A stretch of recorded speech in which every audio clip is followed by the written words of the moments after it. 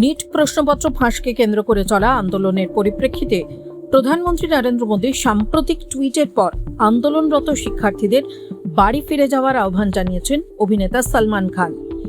বৃহস্পতিবার এক্স হ্যান্ডেলে করা পোস্টে সলমান খান লেখেন, শিক্ষার্থীদের শিক্ষা এবং নিরাপত্তাই এখন সর্বোচ্চ অগ্রাধিকার, তাই তাঁদের উদ্বিগ্ন হওয়ার বা তাঁদের জন্য বাবা মায়ের উদ্বিগ্ন হওয়ার প্রয়োজন নেই।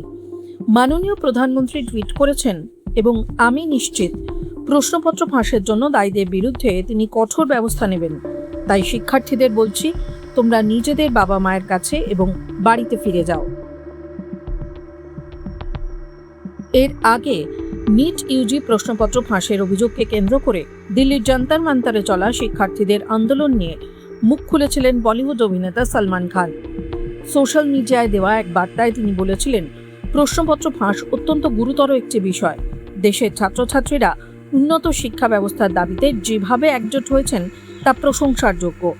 এরই পাশাপাশি তিনি অভিভাবকদেরও ধন্যবাদ জানিয়েছিলেন, যারা এই আন্দোলনে নিজেদের সন্তানদের পাশে দাঁড়িয়েছিলেন। সলমান খান আরও বলেছিলেন, আন্দোলনটি শুরু হয়েছিল অত্যন্ত শান্তিপূর্ণভাবে, কিন্তু পরে পরিস্থিতি হিংসাত্মক হয়ে ওঠায় তিনি দুঃখ প্রকাশ করেন। আহত ছাত্রছাত্রী এবং তাদের পরিবারের প্রতিও সমবেদনা জানান অভিনেতা। কিন্তু মোদির সাম্প্রতিক টুইট এবং ভিডিও বার্তার পর এবার শিক্ষার্থীদের বাড়ি ফিরে যাওয়ার আহ্বান জানালেন বলিউড অভিনেতা সলমান খান। টাইমস নাও খবর।